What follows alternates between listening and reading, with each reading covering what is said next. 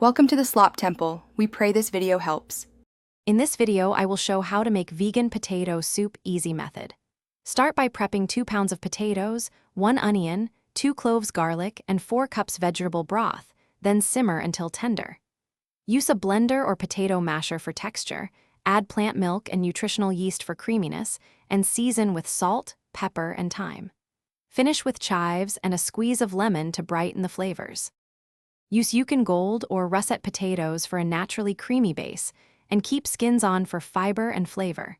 Start with a light sauté of onion and garlic to build depth, deglaze with some broth, then add diced potatoes and simmer until fully soft.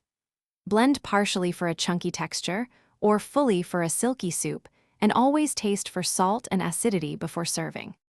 Quick recommendation: the Echo Dot smart speaker fills the kitchen with music while you cook, keeping hands-free for stirring and tasting. If you like guided cooking and background tunes, it's a handy companion that also answers timers and sets reminders. If you're finding this video helpful, please subscribe and hit like to support more recipes. Check the description for the Echo Dot link and other deals, and now let's get back to the video.